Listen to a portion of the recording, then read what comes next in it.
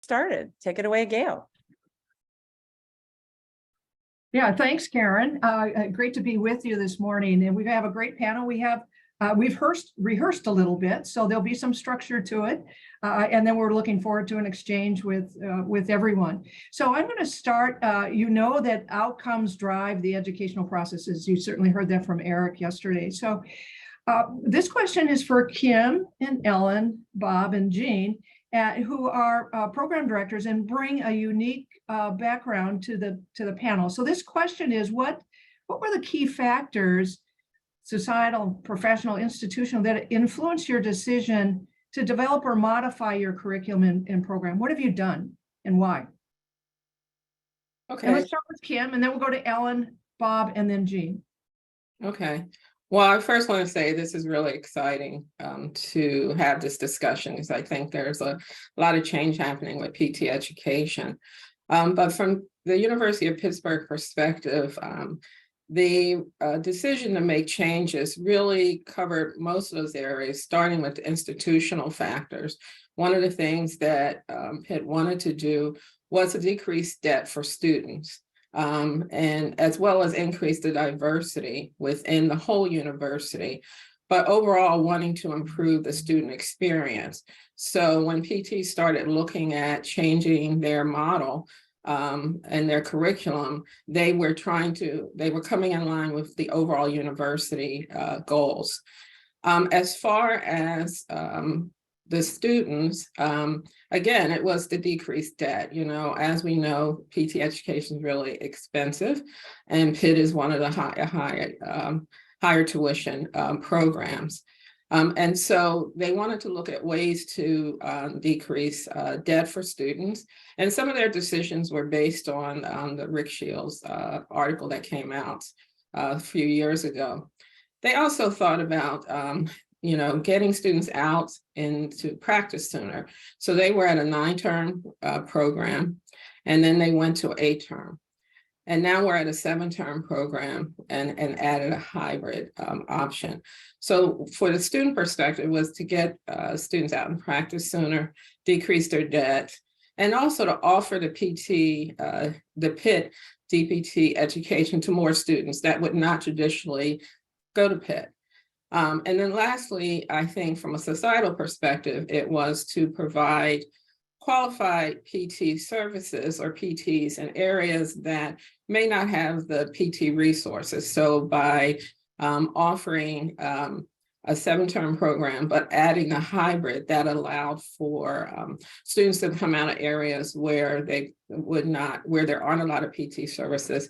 And I think, originally, they wanted to come in line for diversity, but they thought hybrid education would allow more students to come. And one of the unexpected pleasant consequences that it really shot up their diversity in numbers, and not just from racial and ethnic, but second career, military, just various different types of diversity.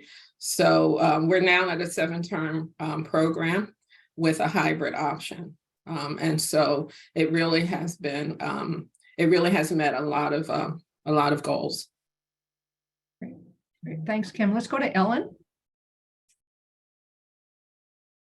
So again, good morning to everybody, and thank you for the opportunity to speak today and be part of this panel of educators. This is really an exciting time for PT education in general, and I'm excited to share with you some of the successes, and more so than that, the tribulations that we have encountered at the University of Delaware as we are trying to rethink our curriculum. And we have been thinking about curriculum and thinking about ways to modify what we are doing since pre-pandemic. The pandemic seemed to stop some of the momentum that we had going on, and it taught us some lessons as we went along at the same time. So I can't say it was all bad, because we learned a lot more about ourselves. We learned who we are. We learned where our strengths are. We learned more about our values, but it slowed us down for sure. And so we spent some time thinking about the societal factors, and we talked about many of them yesterday, being part of the quintuple aim and the additional calls to advance racial equity and social justice and diversity within the community. Many of you know that University of Delaware, we have full service physical therapy clinics that our students train in right on our property, right downstairs from where we educate our students. Yet we know that not everybody can make it to those clinics, and there is a whole segment of the population who does not have the privilege of getting to our space. And we have decided that while we are excellent at educating within the walls and within that clinic space, we need to start to meet more of the community need, and we need to start to be figuring out how to broaden the reach to populations and market segments and teach our students and impart this value to them that this is where we need to be. In terms of professional factors that we thought about, we also, just like Tim was talking about, we're talking about the stagnating PT salaries, the increased student debt burden, and had many conversations about what to do with that. Do we hold any influence on the pay structure of the employers that's out there? And the answer is we can't tell organizations how to pay students. Do we have some control over tuition? Sure. Do we have some control over how we deliver the curriculum? Sure. But in what ways could we also make students more of a value, more of an asset to those employers, so that they want them and they want to compensate them more because they have an expanded skill set? We also have been talking about this demographic cliff that we believe that we're on, with a lower number of 18-year-olds that exist, which is going to be a lower number of applicants going into school, and we're already seeing changes in the applicant pool coming into physical therapy in the first place, and what that means to underrepresented minorities applying to schools, and to what degree do we have a qualified applicant pool, not just an applicant pool, and what are the efforts that we are going to make in terms of pathway programs, in terms of increasing the qualifications and the skill sets to be able to feed the academic program. So we really started to back this up and to think about our efforts a little bit earlier rather than just when we have a matriculant. We are trying to address these calls to advance racial equity, the social justice, diversity in our profession, and do this not just as much through recruitment, but in terms of who are we hiring? What are the experiences and the exposures? What are the learning opportunities? Where are we educating our students? In what communities? We talked about our clinic, but we need to put our students in neighborhoods that are more diverse than the population that comes into our clinic. We also talked a lot about delays in the translation of evidence into practice that exists within the clinical community, and how is it that we can better help our students and our graduates to be knowledge translators and implementation scientists. How do we help them help the clinic, and do it in a non-threatening way? Do it in a way that can be embraced rather than opposed. We also talked about clinician burnout, and in terms of clinician burnout, that brought up many conversations about student burnout. And I think that is part of what this conversation today may lead to when we start to talk about curricular bloat and how much can you really throw into the head of somebody that they are going to master.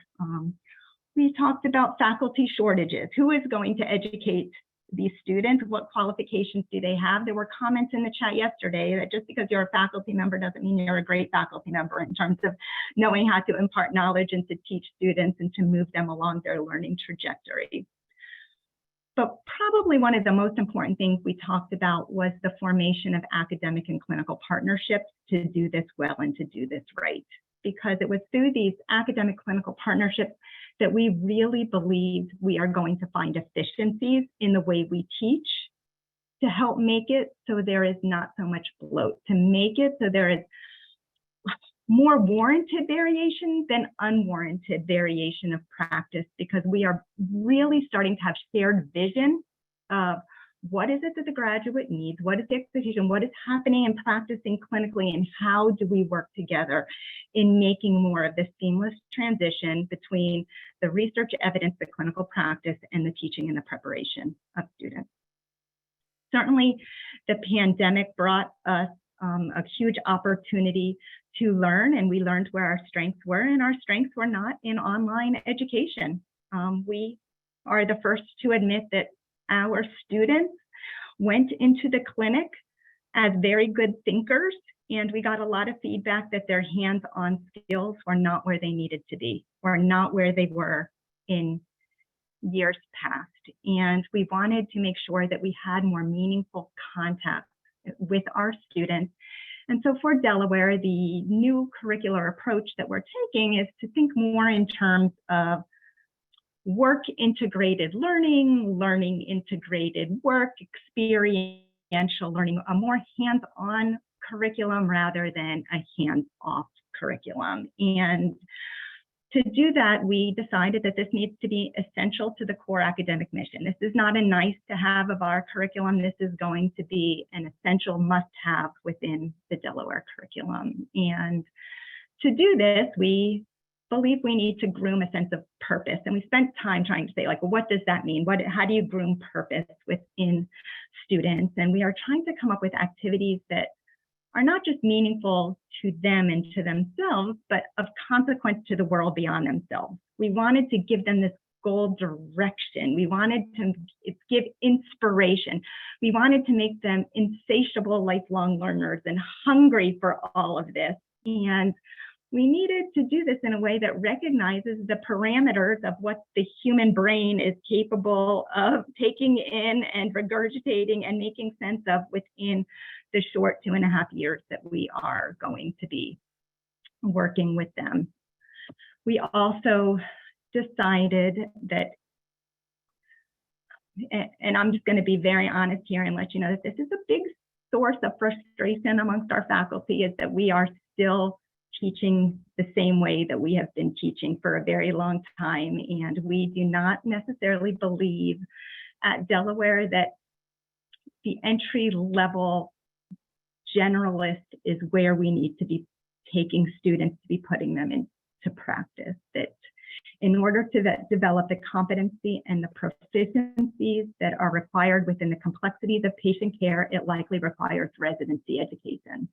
And how do we become bold and brave and use entry level as an intermediate step of moving them towards what we are looking for, which is a more expert level practice that is manageable for students, that is appropriate for the patients with whom they treat. And to do this, we are talking about embedding activities that offer deliberate practice, develop metacognition. We are looking to groom coaches and mentors for our students, and we believe that there is great value in doing this. And again, this comes with the partnerships with the clinical facilities, these academic clinical partnerships. Who are the coaches? Who's going to provide the clear, individualized, timely feedback? And then who are the mentors who believe in you, encourage you to do that?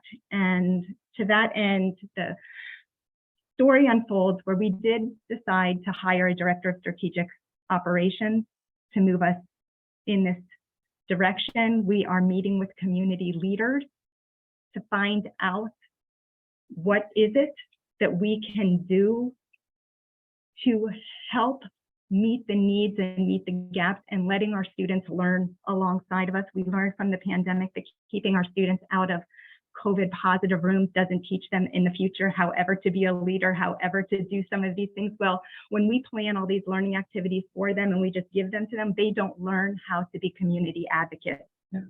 You know, Ellen, I'm going to move us. Those are great. You have answered, I think, addressed all our questions here and pointed out. No. You know how passionate and how important passion is in the critical element of professional formation. I'm with you, and you can see by the chat. So we're going to go to Bob and then to Jean. Well, thank you for inviting me and having me be part of the panel. Some of the things that impacted the development of our program. And just from the start, let me tell you all that we are a developing program. We are on the CAPTE agenda this month at their meeting to receive our candidate for accreditation. So, you know, we're very early in the developmental stage, but what I looked at institutional factors, Concordia University is a university of the Lutheran Church of the Missouri Synod, and our focus is really on that Christian mission. And the faculty spent a lot of time discussing what was a Christ-centered practitioner. We believed that we could really impact and start to address some of the issues that society struggles with if we do that through a Christian lens, and we focus on belonging and equity issues within the curriculum. And so we have faith and learning objectives in every one of our courses. You know, I also felt very strongly that the traditional methods of instruction for PT students, this being my fourth program for development, the traditional lecture and labs just weren't going to cut it. They weren't going to prepare students for clinical practice, at least the clinical practice that is going to meet them when they graduate. And so, as Ellen had mentioned, you know, I too learned a lot from the pandemic. Our students did well with the online courses that we were able to flip to, but, you know, our students also felt like we need to meet with faculty. And so because of that, when I put the PT program together, we decided to utilize an entire flipped classroom delivery method. Our students will do their readings. They watch a series of lectures that are prepared via very interactive videos. And then they come into the classroom or laboratory setting to engage with the faculty and learning activities that keep them from getting stagnant in their chairs. We're talking about the things that most of us have done, but we do it consistently, purposefully, and intentionally. They are, you know, patient case examples and utilization of patient videos and Socratic debates, knowledge checks. You know, we might start an entire session with just asking the students what isn't clear, and then let the students start to teach each other. I mean, these are truly what I believe and what the faculty believes are the hallmarks of graduate education, where we teach each other. And as clinicians, I'm sure you all are aware that there are times when you excel in certain areas of clinical practice and you may have fallen short in others, and our students are no different. And it's in fostering those relationships, getting students to understand that in clinical practice, you excel and you may not be as strong in other areas, and you're going to consult with your colleagues. And we're going to start that process immediately within the classroom, where they're actually helping each other in that educational process. So that move from lecture to lab to this flipped delivery method, flipped classroom delivery method, very intentional. And to help foster that, to eliminate the competition, we've eliminated letter grades. We don't issue letter grades at all. We are completely pass, no pass curriculum, and in an effort to get students to, when I feel very strongly or I finally get that content, my job is to help my classmates, my colleagues move forward and become proficient as well. We do that against a backdrop of a lot of simulation activities. We have a wonderful simulation space with our nursing department. We have a simulation apartment. We have simulation rooms that mirror acute care setting for peds, for OBGYN, for med surg. We have a simulated ER space. We also have a courtroom because we were fortunate to occupy an old law school. And so one of our simulation activities will be to run students through malpractice courses or serve as expert witnesses to prepare them for what clinical practice is really going to be like, in the good, the bad, the ugly, and the indifferent. And along those lines, we partner with our nursing department, our physician assistance program, our occupational therapy, social work, child life, athletic training programs to provide very robust interprofessional education opportunities for students. And those start within the first year, very basic introduction to a interdisciplinary poverty simulation, so students can understand the challenges that some of their patients might face in trying to prioritize physical therapy over putting food on the table or purchasing medications, to what would happen in your community if your PT clinic all of a sudden had to become the triage center. So we have emergency disaster simulations, and then any number of simulation and interprofessional activities with any of the other disciplines. So those, in a nutshell, was some of the influences that started us down this path at Concordia to put this PT program together. Yeah, thanks, Bob. We're seeing some similarities and also some innovative ideas. So Jean, your turn. Good morning. Great stuff. Thanks so much for having me here. So I've been asked to not provide a lens as a director. So I'm the director of the programs in PT at Columbia University, a position that I took on 3 months ago. So you could all feel the challenges in transition. So from our university perspective, we are in the very early stages of planning a shift towards a competency-based education framework. Simply, and you could all understand this, that, Columbia's medical school was a part of the initial pilot in medicine towards it. So there's a little bit of a culture that has been was born out of that pilot, which is great. So we have some resources that we're just going to use, so we might the funding there is very different than our funding. So we want to try to tap into that and tap into the culture that has really emerged on the medical center campus. But what I've been really asked to talk about is, for the past 7+ years, our profession has looked to explore a shift towards competency-based education and did a lot of lessons learned from other professions. We don't want to just do things because others are doing things. But what was, after that exploration, what seemed to be the push or the factors that made our profession say, yes, I think we do need to go this way. And I don't think anyone in the room would deny that it's really on the clinical side. Clinicians are really challenged, and I don't blame them, to create learning environments and learning activities based on the needs of the students, because the students are coming in with such varying levels of abilities.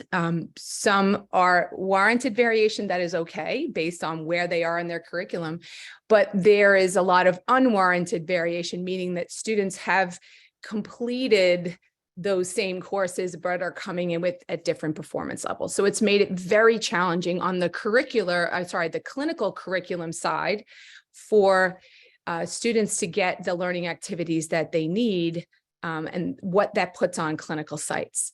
And then if you can imagine that students are coming into, not everywhere, but there is a lot of report of variability in the performance abilities of our students. So when they eventually enter practice for the first time, we know that there's varying levels of performance of those individuals that are entering practice for the first time. So what does that mean? That means that the society at a large doesn't really know what we do, because what people do is variable. So from a professional public perspective of what is PT, what do PTs do, I think the message is not clear.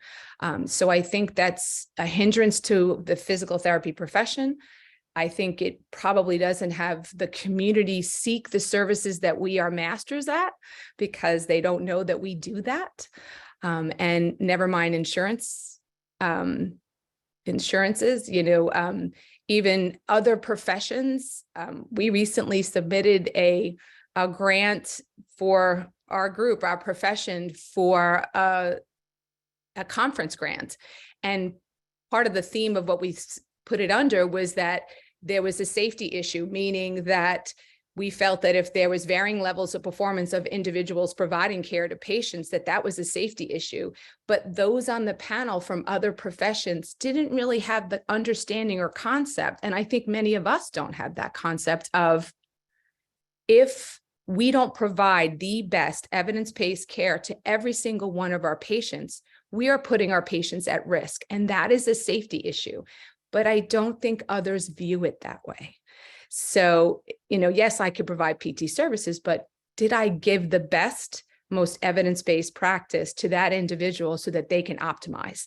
And I think we have to educate within our own profession, within other professions, and certainly, insurance community and broadly. So I think that was a major impetus. And again, inevitably think of the end in mind. Are we meeting the societal needs, our physical therapy societal needs? I think many of us in some areas, I absolutely agree we are. And I think most of us would say yes, but there are many areas that we need to improve and grow.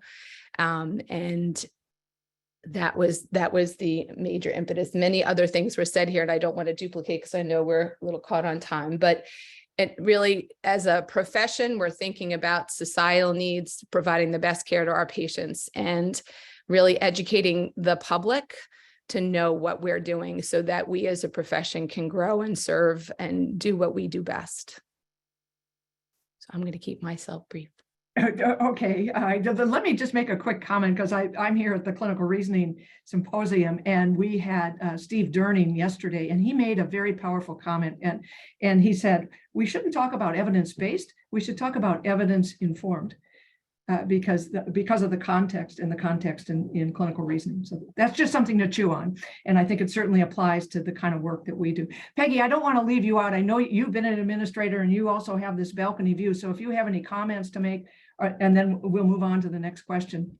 No, I'm fine.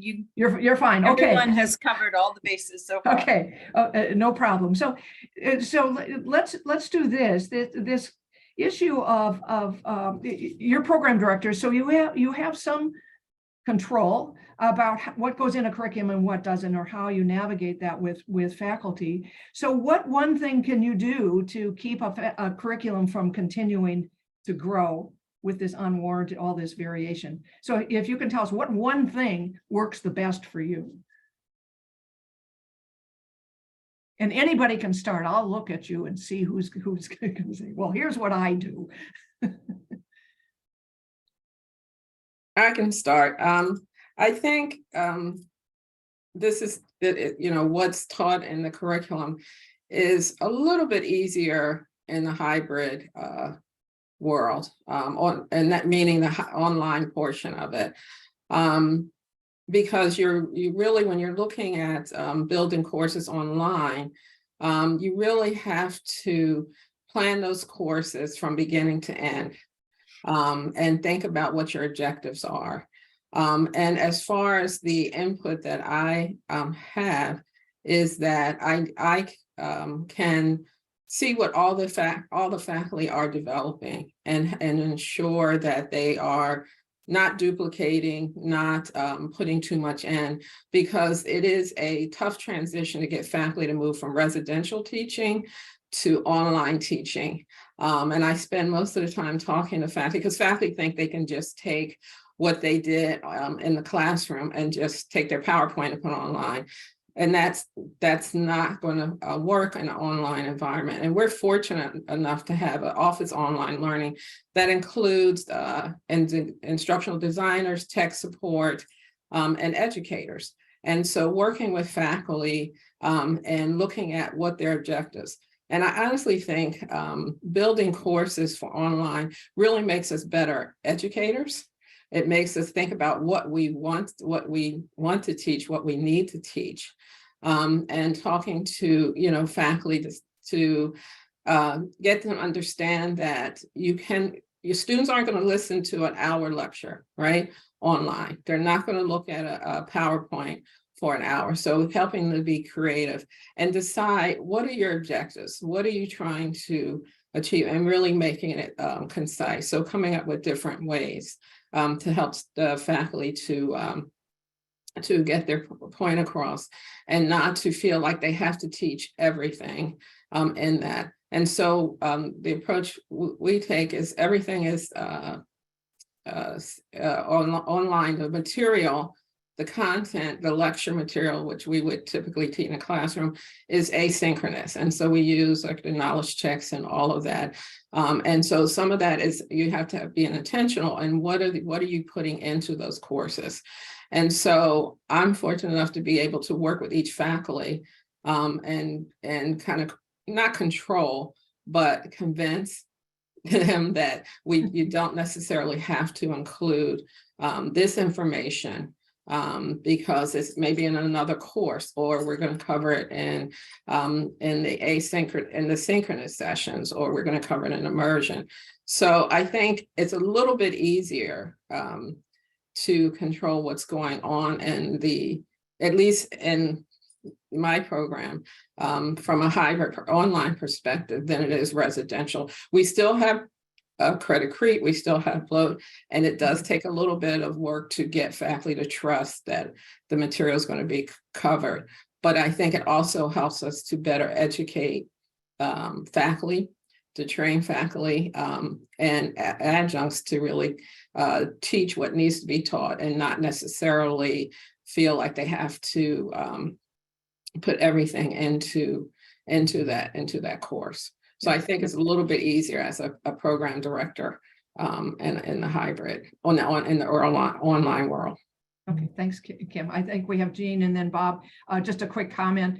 The more expertise, and this is education research, you have a faculty member has, a teacher has, the less content they teach because they know what the learning goals are. Okay, Jean, and then so Bob. I was just going to just to say that I think that what goes in a curriculum, you have to think about the outcomes. What is the end in mind? So what are the societal needs, and also really thinking about from the clinician side, like from an employer's side, what do we need our PTs to do at this practice, at this hospital, to meet those societal needs? So to be sure that what's being taught in the classroom is really applicable, what's needed on the ground. So like Eric said yesterday, and a lot of the literature talks about is those outcomes drive curriculum and assessment. So once those are defined, sorry, I'm putting my CBE hat, but once those performance outcomes are defined and we come to consensus on those outcomes, then it's what is the curriculum that's needed to get our students there? What is needed to know versus what's nice to know? And I feel like myself, I totally raised my hand to this. The more years you teach, you tend to say, add more. And it's like, we have to kind of pull it back to say, this is an entry level program. What is expected on when they first step on to that first job? What is needed? And I think it's hard for us. We just want to keep, like we keep saying, we want to just give it all because we're giving people. That's what we want to do. But we have to kind of realize that we give too much. It's going to hinder the learning of those basic things that they need. And I don't want to say basic like I'm demeaning it, but what are the core things that are needed? And I think we need to keep a check on that, so what are the outcomes, and let that outcomes drive the curriculum, and really try to see where you could trim and what can be extra if people choose to do, but that's not necessary. Okay. Bob, you had your hand up. Yeah, I was going to add one. First of all, I echo what Kim and Jean talked about as far as starting with the end in mind, and having the program director in an online environment or using the asynchronous technologies as we are as well in our flipped classroom delivery method. But the other thing that we've done is all of the faculty agree that it's important that all of the faculty have access to each other's courses. This is something that in my experience is not typical in PT education. We all develop our own course. We maintain that course. We may share that with the program director and have that discussion, but the content is really, it's my content, I've built it. And what we decided to do is that it's really not my content, it's our content, because it's not my program, it's our program. And the purpose for the program is for the students. And so with the students in mind, we know what's being covered in each other's courses. That prevents me from saying, I need to cover this content because I don't think it's covered well enough over here. or I need to do this because I went to this course, or I've been doing more research here and I think I should deliver it. Rather than doing that, we can now have open and frank discussions about where that content resides and what might be missing. And so if we do need to present that same content in another course, well, we just move that video over into another course. I mean, we've got content that's been created for us, and we're able to move that around. I think that helps control some of the issues of curricular bloat. And certainly, you know, as I mentioned earlier, with this idea, and I know in the chat people have asked or commented a lot about a shared mental model, and I will tell you from the very beginning, the faculty through the hiring process, this notion of this curricular model that I envisioned was shared, and I did look for a shared mental model. I'm not looking for buy-in. I don't want buy-in. I want everybody understanding why we're doing what we're doing. And I also believe that helps to control curricular bloat, because now we all know where the flag is planted and how we're going to get there. Yeah, go ahead, Helen.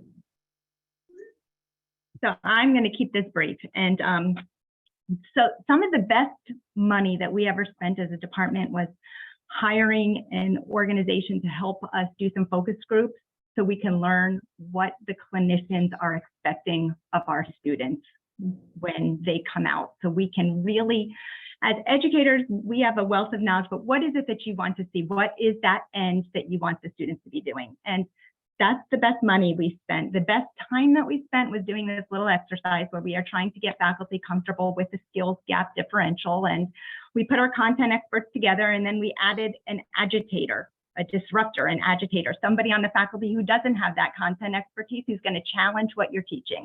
Why is that? That seems to be above the bar. That seems to be above the line. I'm a physical therapist, and I can't remember a third of that. Is that really entry-level education? And by having this dialogue and not always leaving it up to the content expert, but the challenge of additional faculty married with the input that we get at the end from the clinicians, in the middle of all of that mess is coming out to be what we think is the essential curriculum. It's bubbling up through those different factors. Okay, great. So I'm going to move us to the next question, and we're going to start with Peggy. So that Peggy gets, and that is, you know, how did we distinguish entry level from post-professional growing residency programs? So, you know, Peggy's going to bring the accreditation view. So go for it, Peggy. We need to hear your voice. I usually don't have a problem with my voice. Okay. But I do know that Jean will have a lot more to say about this with the domains of competence project that we're working on. But the problem with entry-level education is we can't define it. You know, maybe we know it when we see it, but we can't describe it. I don't know, to badly quote someone before me, but you know, what is entry level, and you're talking about asking the clinicians and gathering evidence from the clinical side to say, are my students prepared? You talk to a pediatric physical therapist, and entry level is very different. You talk to someone in acute care where they're in ICU, and entry level is very different. You talk to someone in home health, and entry level is very different, and what the requirements are to work in those, especially as your first job, we can't agree on that. Ellen had made the comment that we all want our students to be attractive to employers, and that adds to how we are different. Our students are different than the program down the street. And the way we make them different is because we teach them more of this or a different way of that. And so I think we're still stuck on what is entry level, what is good enough. And it has a terrible ring to it, but that's kind of where we are, is what's good enough to let them get started and continue their education in the clinical environment where they're going to learn from other people. So I don't think CAPT certainly isn't going to determine what is, because that's not our purview. CAPT's, any accreditor is to make sure that the students receive as high a quality of education as they possibly can. And CAPD, the discussion in the chat has been things like, what about, here's the what and here's the how. And CAPD sees itself as talking about the what, but the programs are going to determine the how, as they should, based on their evidence-based decision-making. And that is our evidence-informed decision-making that we're using now. And that is, what do my clinics need? What are my students prepared? And you're talking to your CIs, and you're talking to your grads, and you're talking to your employers, and you're talking to your faculty who just came back from CSM. And what are we doing that is not good enough? And then, yes, you are determining that. One of the things that with the new criteria that we're drafting is that CAPD is taking away a lot of these very specifics that require programs to address individual interventions or individual tests and measures or those kinds of things, because we think that is up to the program. We say, you need to teach them what they need to know to treat a cardiovascular pulmonary patient or a pediatric client, but that is how you teach them. That is really up to you and the evidence that you have gleaned from all the different stakeholders in order to inform your curriculum. So, even, and we'll get into the warranted versus unwarranted variation.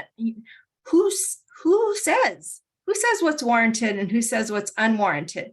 My variation is warranted, and every single one of us on this call can give you excellent reasons why you're different and why you should be different, right?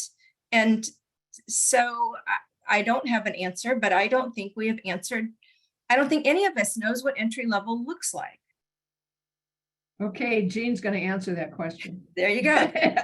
Oh, I wish I could. I wish I had that crystal ball. Yes, we seem to have a hard time, as long as I've been a PT, to decide what is entry level. I'm sure many of us, you'll go to different clinical settings and they'll say, well, we don't expect that of an entry, that we don't think that's entry level, or that's, to me, is not entry level. So we're all over the place, which again makes it really hard for clinicians who are providing the curricular component of our, a major component of our DPT entry level professional education, to provide opportunities to know what they're supposed to, what's the target. So we need to come up with the what. We need to, I don't want to say redefine, because we haven't defined it to redefine it. We need to define what is entry level. We talk about, and I know, Peggy was just talking about the revisions to CAPD. CAPD has, what are the outcomes? It says that, we have to say, what are the performance outcomes of our students? And if you look in the current criteria, it says that students must be deemed entry level by the program. But what is entry level? So we have, I forget the numbers, but I think it's close to 300 or 200. I'm sorry if I don't know exactly. I think it was 270, let's just say, programs, each defining what that is. So we need to come up to we need to start somewhere. We know, and I'm going to use Gail's words, it's going to be muddy. The water is going to be muddy for a while. And we need to start somewhere and then do some evidence. Do some research, see, are we there, and keep refining it until we get to the place where we all feel pretty good that this is what entry level is. And then once we know that, then we can look, those are our outcomes, then that drives our curriculum and that drives our assessment. And then we can actually start looking at, really assessing the outcomes of the PTs in practice and that. And I also think I'm very neutral on the requirement of residency. I'm not going to give my one side or the other, but if we could define what entry level is, and then if we look at our current entry level professional programs, and if we're not getting there, if we're not getting to the point of what we define as entry level as a profession, then there needs to be a change. And maybe that means requiring a residency. I'm not leaning one to the other. I'm just trying to say, if we have outcomes to say this is what they need to do at entry level, if we don't get there, then we have to change something. And maybe that is, what is potentially something that might need to change is residency. And one of the things, big proponents that is very different in medicine. So we talked yesterday at Eric Humboldt, and he was talking about clinical faculty. There's a lot of formal curricular, there's clinical curriculum that is very structured, well, somewhat structured on the medicine, on other professions.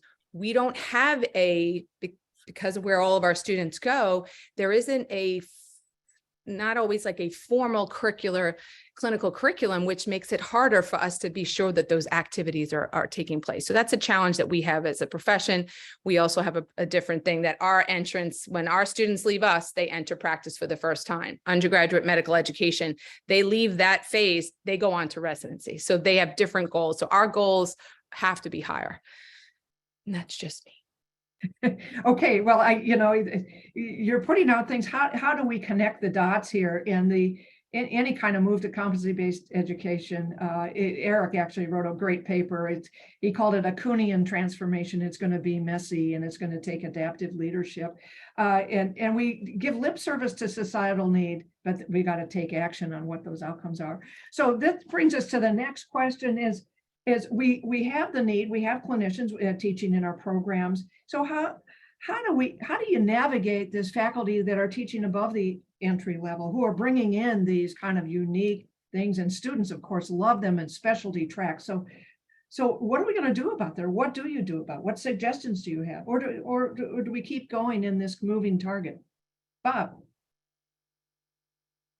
We started the conversation with our adjuncts and some of the other faculty that we would be bringing that weren't the core faculty, to actually engage them in our faculty coaching sessions and to have them attend our department meetings, where a lot of the discussions about what we will be doing and how things fit into the curriculum are had.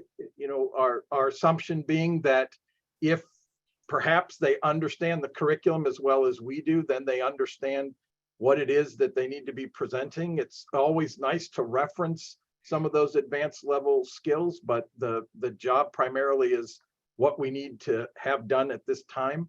And I can't say that it's going to work. I can only say that that's the plan, and stay tuned. I'll fill you all in. But here, fingers crossed, right? Anyone else have a comment here? Kim? I think I agree with Bob. We kind of do the same thing because with the 90 students that we have in the hybrid program, we bring in a lot of adjuncts, but we spend a lot of time on training our adjuncts, bringing them into the courses, having them go through the course, have them understand the curriculum. We develop what we call a facilitator's guide, where it gives them exactly what we're looking for. It gives them some flexibility, but it gives them exactly what we're looking for within that course.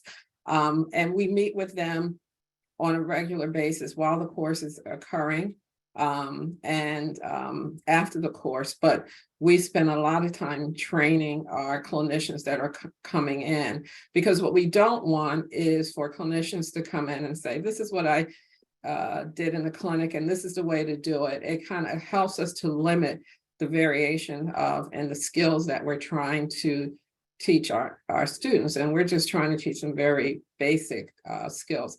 And because we, have a limited time on site, we really want to make sure the students get what they need and get what we want them to learn. The other thing I want to add is we really spend a lot of time trying to build a learning community that includes the faculty, students, the clinicians, and the patients, so that we're all learning and we're all on the same page, and that we not control, but we really are guiding what we want to, what the program should look like, what's in the curriculum, and partnering with clinics that are going to give the students the opportunity to learn that what we're looking for. So it's a lot of work, but I think it's important, as Bob said, to really involve your adjuncts that are coming in, your lab instructors that are coming in, to really train them, and not only train them on the content, but train them on how to teach, how to facilitate discussions, how to be involved in the program, because that is missing even for our core faculty.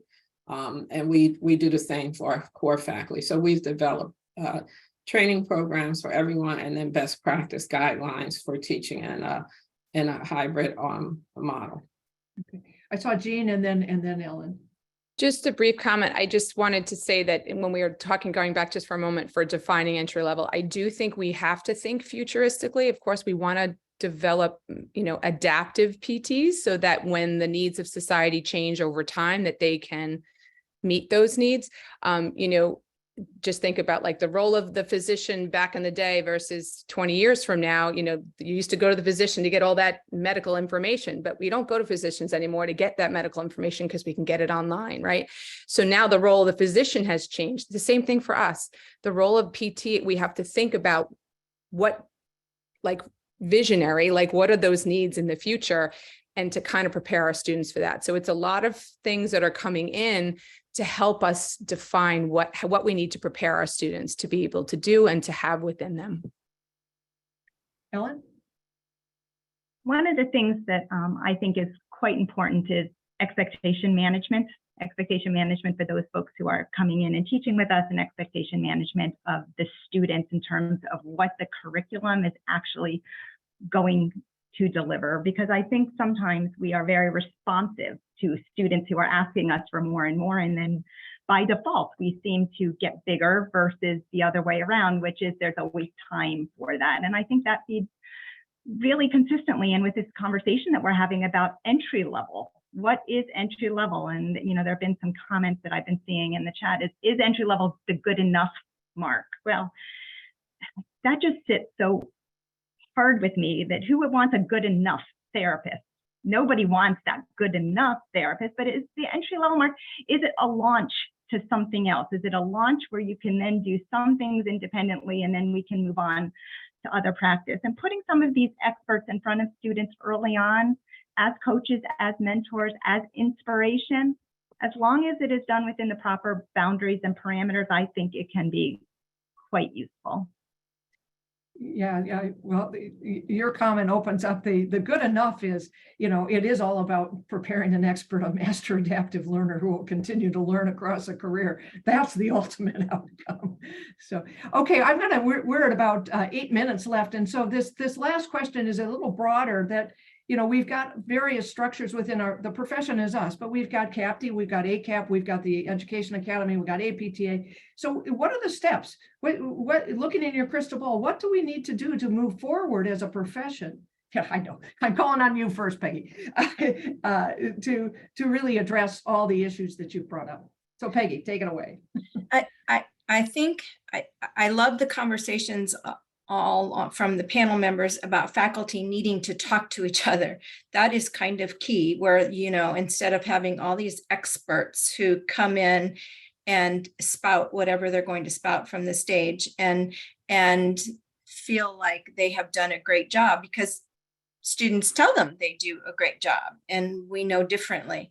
But one of the things from a bloat standpoint, I just wanted to point out that there are 294 DPT programs out there. CAPT requires 30 weeks of clinical education. 87% of the DPT programs require more than what CAPT requires. And with 3 programs in the 50 weeks ranges. So, and we all have excellent reasons for doing that, right? But that to me is such obvious. Like, why is that different? Why are we so different that everyone, not everyone, 87% of our programs feel that they have to do more than what they have to do? That I think is something from an individual program standpoint, not only to look at, just how many hours do you need to spend on this topic, and just how many days do you need to spend on that topic, and all that kind of thing. We have met the enemy, and they are us. Pogo. Just saying. Okay, others. You have to have some ideas about this.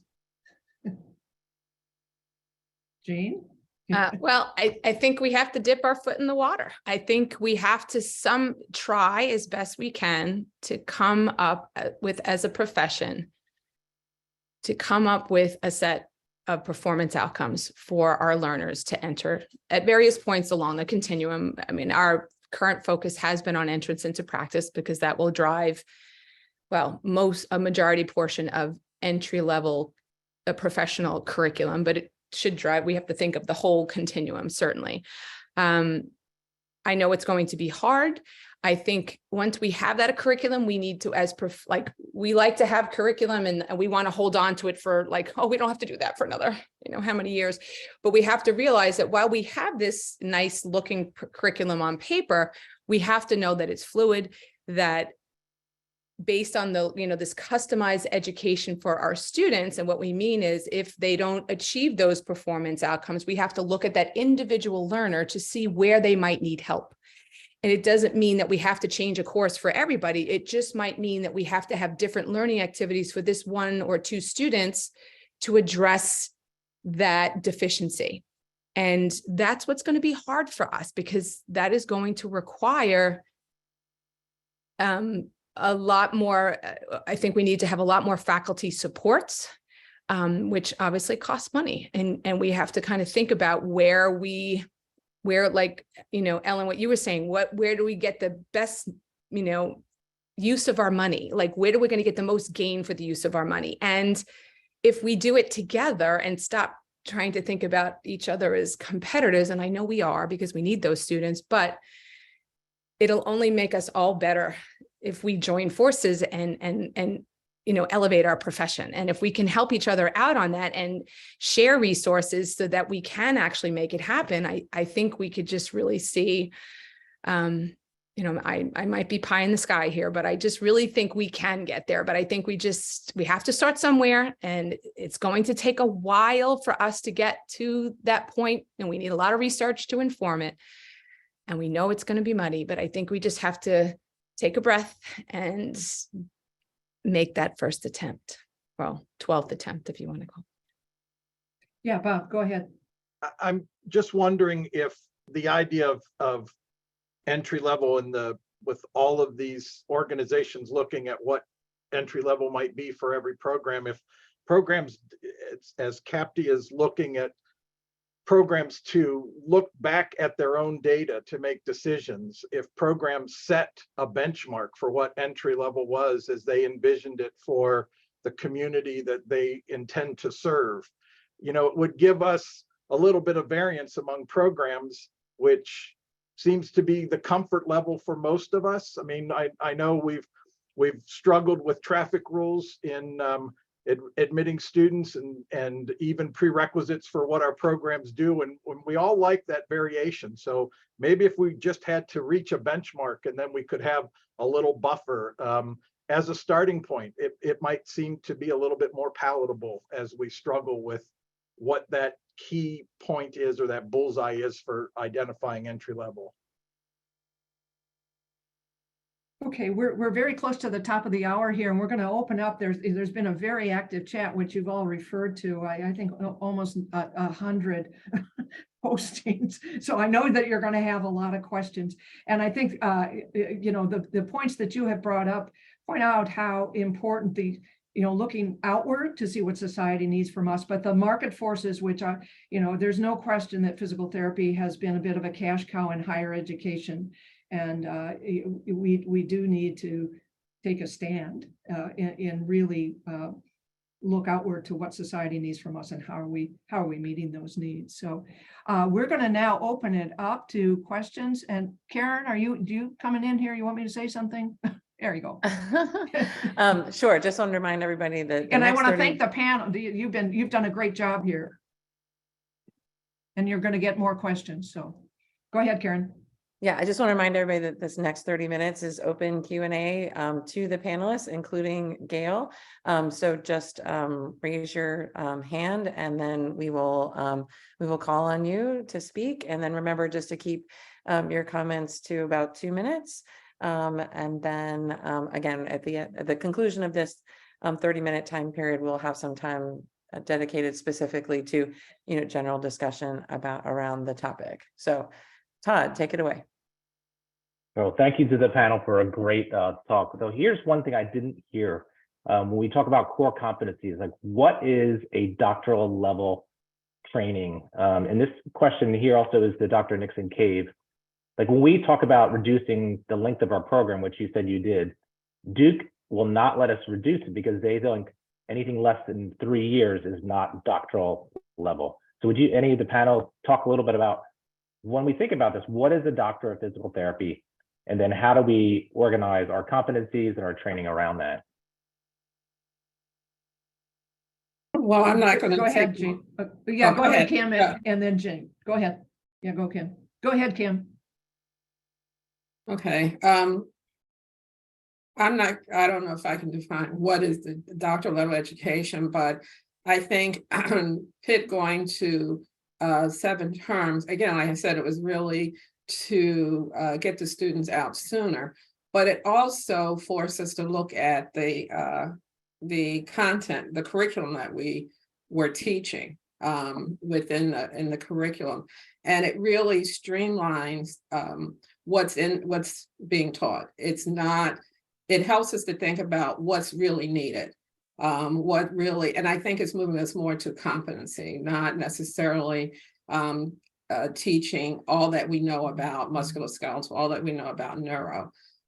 It is a tough curriculum for students to get through, but we really do focus more on skills, competencies, and things of that nature. So as far as whether we're entry level, I was thinking about the last question that we ended on, and what are we trying to get? Are we trying to get our students to be critical thinkers and have certain type of competencies when they go out into the clinic?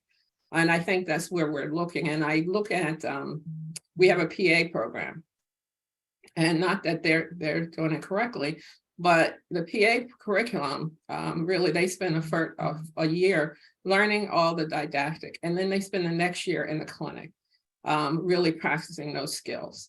And I'm just wondering if whether that's something that we need to really streamline what we're doing at the didactic portion and really getting the students out into the clinic using those critical thinking skills, and partnering with our clinics more, partnering with our clinics to make that a part of our learning process, and not just have it separate as they're going out to the clinic. Then they're going to come back and we're going to teach them something else, and then they're going to go back and practice that.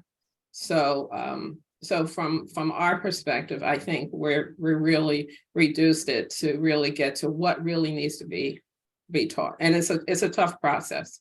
Yeah. So just, well, PAs are not trained at the doctoral level, and No, I they're guess not. maybe they're giving this a little more context. And Peter and Carol Davis will know that when I went through the program in Miami 20 years ago, plus it was a master's degree, and it was 2.5 years.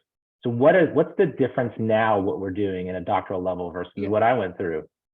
Yeah, Jean, you wanted to make a comment, and I have I was just going to say, time is not, like, if you remember yesterday, time is a resource. It's not a guarantee on, so I remember David Taylor, if you recall, he, in one of his presentations with us, he put a picture of his degree from Columbia University Medical School. And on the degree, it states, having served the adequate time. So just because something is 3 years, does that make it doctoral level? It should be the outcomes that we're looking at. So I think there's an educational moment there, which is going to take a long time to do. But from even, and I think somebody mentioned it, in New York, there's a requirement for a certain amount of time for a doctoral degree as well.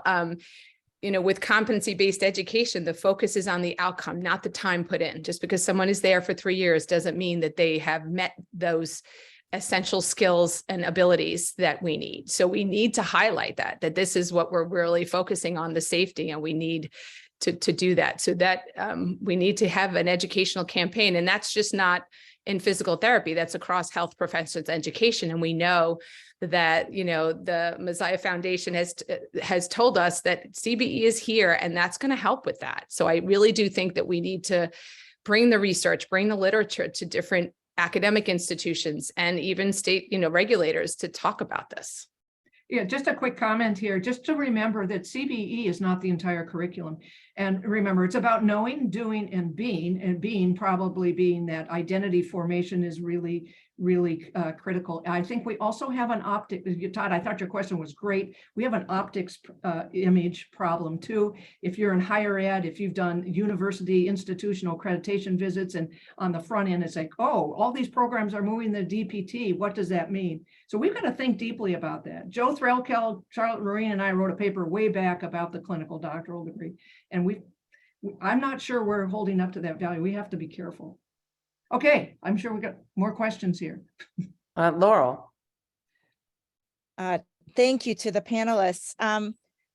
This is, I guess, directed to Ellen, because I think you were the first to mention acknowledging that your curriculum has beyond entry-level content because it makes your students more competitive for certain positions they may want after graduation. I definitely think Columbia does that as well, and that's something that is a draw in terms of elective opportunities, but there is a trade-off for students who then have maybe core entry-level content squished together in order to be able to have electives later in the curriculum. What is your opinion in terms of what really is driving that model of the bloat coming from beyond entry-level, more advanced skills or topics? And could the CBE model maybe make it change that or give more flexibility to programs? Yeah, that's a great question. And, we recognize that we are teaching above the bar. And I think a lot of this is how we frame everything. When I said, is entry level just good enough, that's gut wrenching to me. The fact that an NPTE exam is the minimal bar of competency. No, those things, the way we frame this discussion is just off-putting it to some degree, rather than saying it's a launching pad, it's what we are going to do for a more advanced training. We can come up with a whole list of competencies and check individuals off today, but the truth of the matter is the half-life of information is very, very short. And 5 years from now, students are going to need to be able to think about all new information and to be able to put it together in new and novel ways. And if it hasn't been clear from my comments so far, I'll let you know I am a big fan of residency training and the need for residency education and for these exposures in a timely fashion, that if we can get our students done and move them a little bit more towards that expert pathway, that is where we would like to see that, maybe answers Todd's question a little bit about where are you worthy of this doctoral degree? And we believe that that is probably a little bit further into practice than day one. You can have the academic credential, but that doesn't mean you hold the clinical proficiency yet to be able to construct and enact that.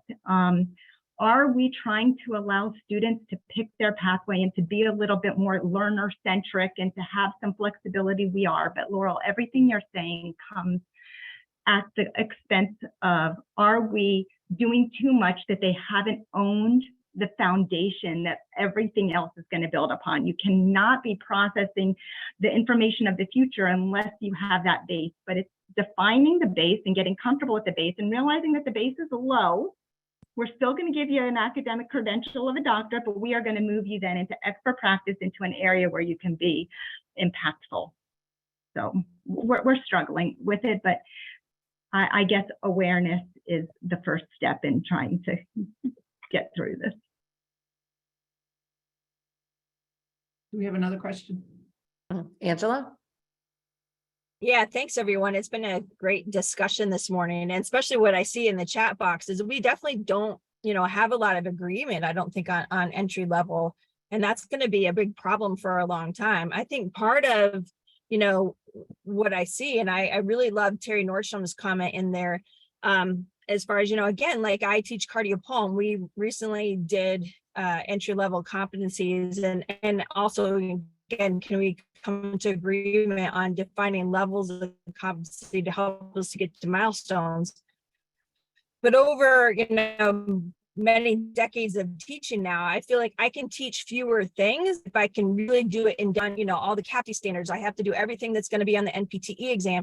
And so you do start to get into the weeds sometimes in these different areas.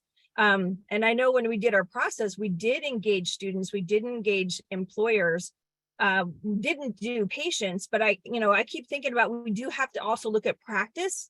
And is practice, again, exactly where we want it to be? Because one of the things I see, again, I'm biased, is, I heard someone recently say that if you go to an outpatient PT clinic and it doesn't look like a sports or gym facility, then you're in the wrong place. That if it looks too clinical, you're in the wrong PT practice. But at the same time, we see all these individuals that have some frailty, falls, risks, that are coming out of ICUs that have no outpatient practices that can serve their needs. And so we have these communities that have a lot more chronic health issues that we're not necessarily set up to see. So I think, again, I think of epidemiology when we're talking about this, we're thinking about our communities and what we have to do, but also for the question for the panel is, how do we really do this? Because NPTE does do an annual work analysis survey, but it's really limited, right? So how can we partner to really have a better in-depth? Because a lot of us are basing it, we're all basing it on our own biases and experiences, again, obviously other data too, but, to come to consensus, I think we do need a more robust process. Yeah, you're breaking up a little bit, Angela. Yeah, great, good comments here. I thought I saw Mark Bishop, but his hand went down. Elsa Dreven is the next one. Okay, go ahead. Okay, so thank you so much, everyone. So my question or my comments has more to do, I'm the DCE in my program. And so I'm looking at this also from the perspective of the variability in clinical education itself and how daunting it is and how the limited ability for the programs themselves to control that variability. So we're sending students into these clinics in which the clinicians may not have the teaching tools necessary. They also are exposed to the difference in their own expectations because of the programs that they do business with and the variability of the students that come from all these different programs. Then we also each have our own way to strengthen our partnerships and try to provide the tools the best that we can to those partners of ours. But Ellen, you mentioned you were alluding to your specifically to that, strengthening the academic clinical partnership. And I was wondering if you could expand, because we have been trying to implement a strategic plan to work on that specifically. So I would be interested to hear what it is that you were alluding to from your program's perspectives. Great, I appreciate that question. Really, we are trying to make sure that we are moving forward with similar goals and common interest, shared vision. We are hoping to find partners who are going to invest in our students, invest in the education of our students, invest in trying to help us best prepare the students for them in clinical practice. We're not about trying to kick the can downstream and do the minimal amount here and then put the students out in the clinic so then they can learn with clinical practice. We are looking at other models of sending faculty out with students, a little bit more like a nursing preceptorship is going to be, putting faculty out with students in the clinic, really grooming them, putting these adjuncts in the classroom with us so we can have this seamless transition and to help students also understand what is ideal and what is real. That we can teach them within the classroom the best approach, and we can go into our clinic and they can see all of the top equipment, and then they're going to go out and anything else doesn't look as quality to our students. And we are really trying to be working on that. But the academic clinical partnership is a way for us to be able to have this joint influence, to make sure that the clinicians are feeling that they are getting the best evidence and being able to apply that with individuals who may be able, like on the faculty, to help them understand and interpret the literature and to apply that, to study things that they're engaged with and interested in, to be able to take our learner and progress them and to be the coaches and role models that we want them to have, and then to come back and to support us on the teaching side. Thank you. Okay. Can I add to that? Sure, go ahead, Kim. I agree with Ellen as far as partnering, and one of the benefits of the hybrid program that our goal is to have the students complete their clinical experiences within their communities. which means that we are going into communities or clinics or practices where we don't have relationships with. So really building those relationships and partnering with them. And along with that is that we invite them to be adjuncts, to be a part of our program. And, you know, by us having synchronous sessions online, it allows more clinicians to be involved in that process. Because they can just get online, take an hour in their day or whatever, however long the session is, to be involved in that. So it's pushing, it allows us to partner with them more because they become a part of our learning community. We also invite them to come into our immersion sessions as well. So I think the hybrid allows more, we have to partner with our clinics. It also allows us to achieve our goal of getting more PTs into areas where there aren't necessarily PT resources. So I think you know, giving them the opportunity to be involved in the academic curriculum has really been beneficial. Okay, Adriana. Hi, everybody. Thank you for the opportunity. Wanted to actually ask the following question to the panelists. As I'm hearing everything, all the input and some of the experience that I have from academia, is the answer to start the process earlier, even in our recruitment phase or in our admission phase, prior to actually starting courses with the specific prospective applicants or applicants already have accepted to the cohort, to involve them into some sort of clinical practice. Why I'm asking this is because a applicant who has had a rehab tech experience, subjectively speaking, that I've seen in our programs, they are more successful. They can definitely take a lot more. It makes more sense for them to connect the dots during the program, not just for program success, but actually to excel into future goals.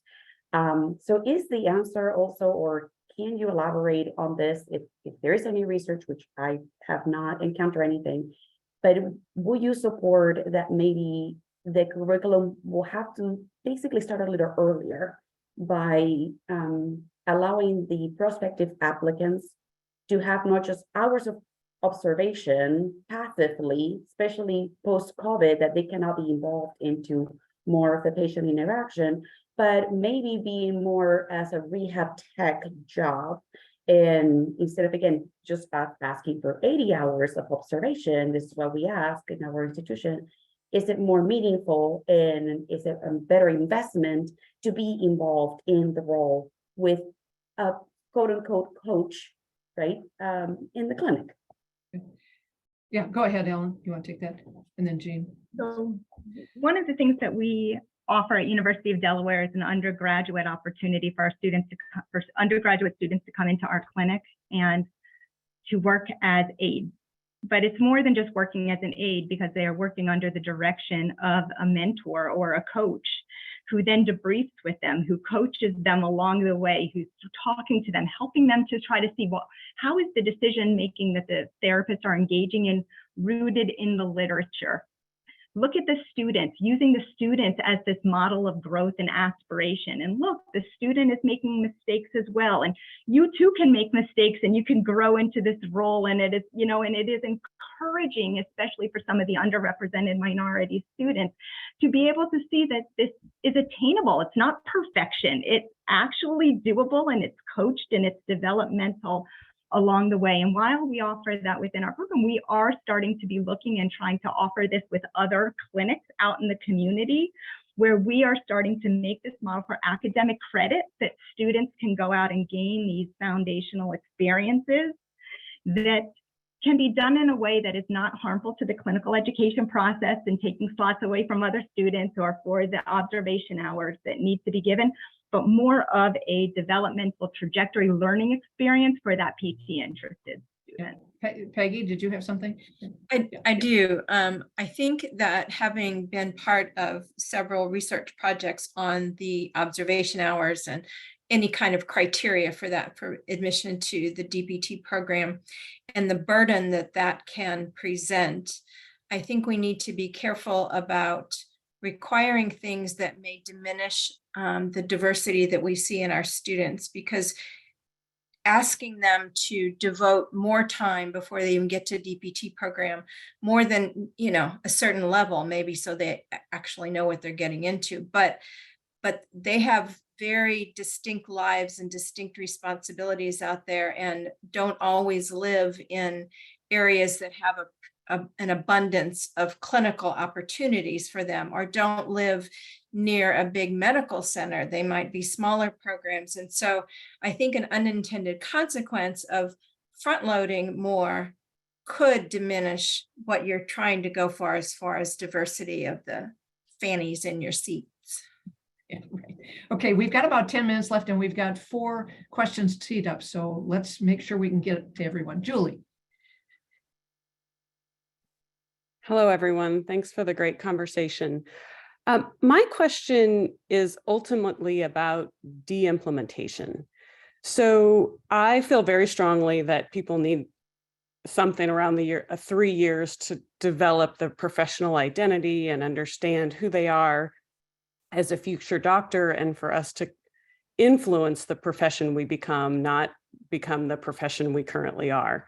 But we cannot, even in a 3-year curriculum, continue to add and add and add as healthcare adapts.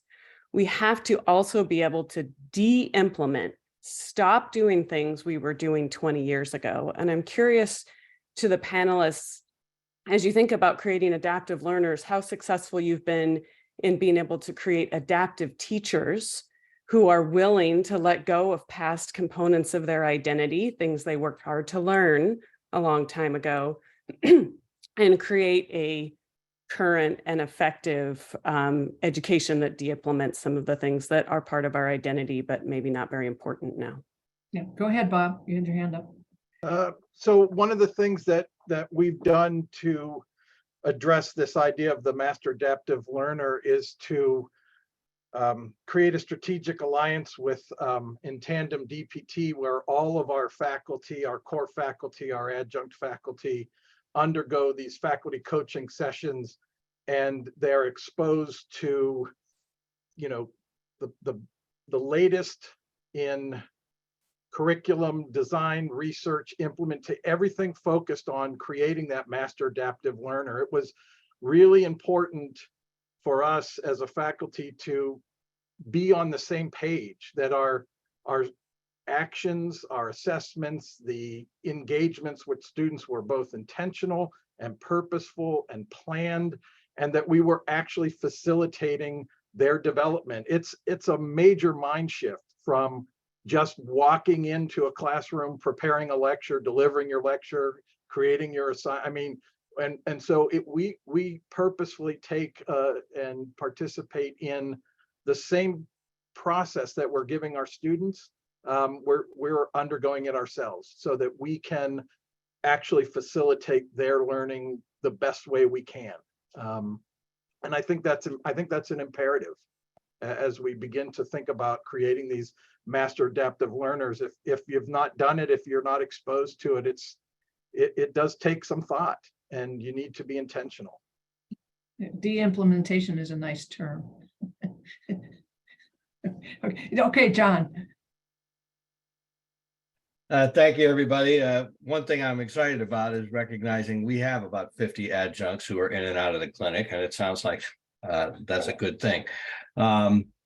The question I have is getting faculty to give things up. I put in the chat, one of the things that we have is 2 credit requirement for electives, which is not too much. And one thing that seems to work is, why don't you put that in your elective? Maybe that doesn't have to be in the regular course, and that can give people sort of safety in saying, at least I can cover it. But I wondered if the panel has ideas on things that you've done successfully to get faculty to agree to not necessarily teach every last really cool thing, and to get down to sort of entry level.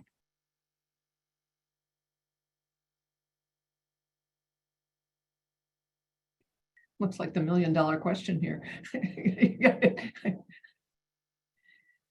Well, there's an area for research right, and study. I mean, we had this as one of our questions. We didn't quite, we kind of touched on it, but it is the influence of the clinical specialty areas and how and bringing in adjuncts. I mean, development, I think, is one thing to do, but setting a level setting is important. You know, it's not just come in and dump everything out of your head into the learner's head. So that takes collaboration. And it's not your course, my course. I think the need to have teams and talk, and you know, Peggy said that you got to talk to each other. But the faculty own the curriculum. Individuals don't own the curriculum. And the curriculum is about people. It's really not about, particularly if you're focused on the master adaptive learner, and you've got to think about more deeply that deeper learning. It's not the breadth of learning, it's the depth of learning. And we got to understand what that depth is. Okay. Anybody else want to say anything, or I'm going to move to Mark here? Okay, Mark. Thanks, Gail. Mark Bishop. Morning, everybody. So this is actually related to the last couple of questions, and very pragmatically, I'm wondering if people have had experience. So I get that we need to encourage our faculty to all talk to each other and stuff, but the way our structure is in my institution is I might have faculty who are only assigned to a small part of one course. And then maybe we have some people who are full-time educators and they'll do some courses, but we have a lot of faculty with research assignments whose participation is much smaller. So I'm wondering if any of the speakers have had experience pragmatically about how to engage people who say, I teach on a Tuesday in the spring into this whole process. Ellen, I'm sure you got some thoughts on that. I'm not sure I have anything wonderful and earth-shattering to share with you, other than the culture that is created is that it is an expectation of faculty. It's not optional, it's an expectation that they are involved with curriculum, that they are plugged in at these faculty meetings, that they are going to participate on work groups, that they are going to collaborate with their pool of other faculty and respond to the agitators and the disruptors that we put in there relative to challenging their thoughts on that. And it's part of being a faculty member, and it is memorialized and embedded within their workloads and their assignments. That the time is created. This is not an add-on to your job. It's not an extra. This is part of the job. You will be evaluated and assessed on this. It will go into all of the ways in which you are evaluated as a faculty member, and that is just the culture that we have created. Yeah, that's a great point. Just a quick comment here. We have in the Phoenix campus, the St. Vincent de Paul Clinic, and what the program director has done here, Jim Linsky, is he's put a 5% commitment of time in everybody's contract. Everybody, regardless of what level, tenure track or not, 5% of your time is going to be supervising students in that clinic. And that makes it pretty clear. So you do have power, all right? Okay, Jill. Kim, did you want to say something? No, I was going to make a comment about, I think to deal with faculty who feel like they only are responsible for what they teach, or they only come in, and online, you have to have almost like one voice. You have to have consistency in how the courses are presented. You have to have the same feel throughout the course. So it almost pushes the faculty to function as a team, because you can't, they all have to present their courses in the same way, be aware of what's being taught in all the courses. So faculty can't necessarily say, well, I'm only involved, on, like you said, on Tuesday, because it's all online. We're not, the students are really relying on what's online, right? So, and we're not there to kind of answer a question. So we have to have consistency, look and feel to be the same. And the expectation of availability and interaction with the student is the same across for all faculty. Okay, last question here, and then it'll be opened up for comments. Go ahead, Jill. Okay, so mine is comments, questions, and I welcome the panel and it's a potpourri of different comments and questions, but one of the things that we do to prevent bloat that I found is, it's a new thing that we've done, is we've developed this thing called a curriculum sequence liaison.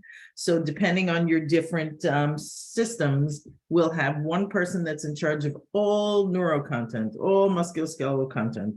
We have a lifespan thread. They will meet with everyone who teaches within those things, look at their objectives and their content and come to consensus. We found, sometimes scoliosis is being taught 3 different places or something to that effect. And not everybody's program is taught in a systems manner, but either way, whatever your sort of vertical threads are, that provides a leadership opportunity for a faculty member that perhaps is a little more senior and is looking for something, and they get a stipend for it. And we found that that's pretty helpful. Also preventing bloat. I think the secret is strong leadership. It's the person at the helm that has to kind of quell faculty passions. Someone who is super passionate about education. We once had 2 education courses in our program. And we eventually realized that we didn't need all of that time for that, but the person that we had on our faculty, that was their particular area of expertise. So faculty passions get in the way, I think, and add to curricular bloat. And then lastly, we have faculty retreats, I'm sure you all do, but I force all faculty to care about all aspects of the curriculum, not just their area. It is so important that they understand what's happening and everybody's struggles. My next comment is about entry level. That do you have a question, Jill, for the panel? So I wanted to know from the panel, in terms of preventing bloat, if they have had this situation where faculty are particularly passionate about it is my part is the most important part, and how they quell that. Then I had another comment about entry level, but I can hold for that. Yeah, Peggy's got her hand up. Yeah, all right.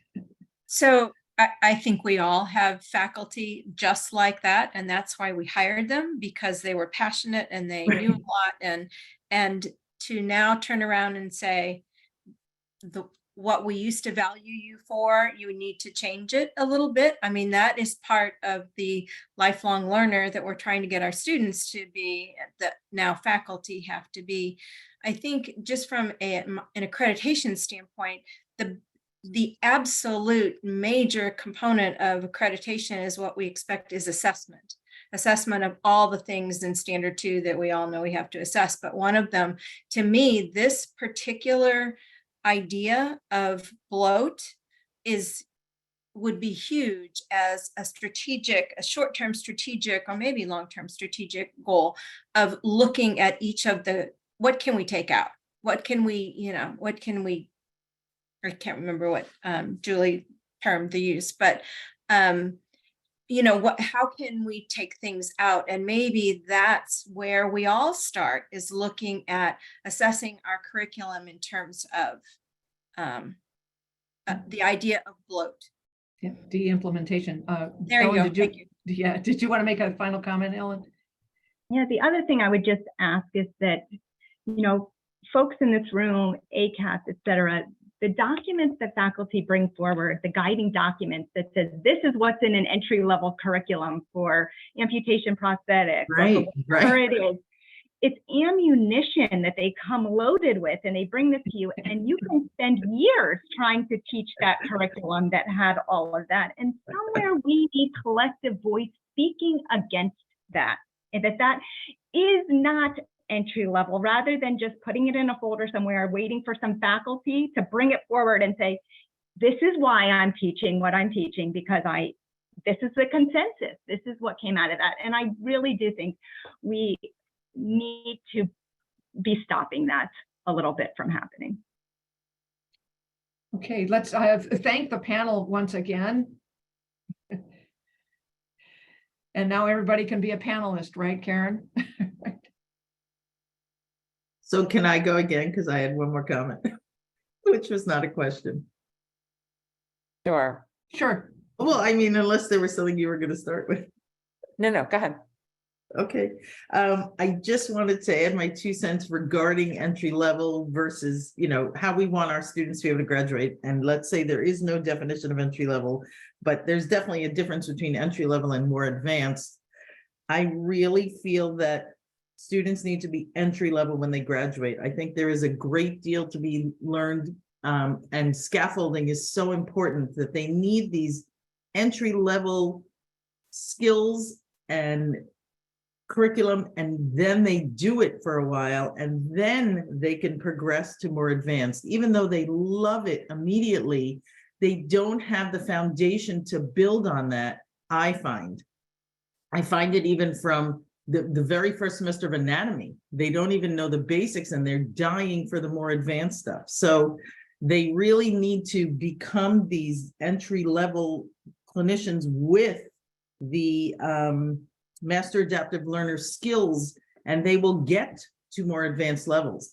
But if the school down the road is trying to set their students apart by teaching them to be beyond entry level, then we all have to catch up to that. And it just, it's rushing. That's my opinion. Market forces competition. Carol.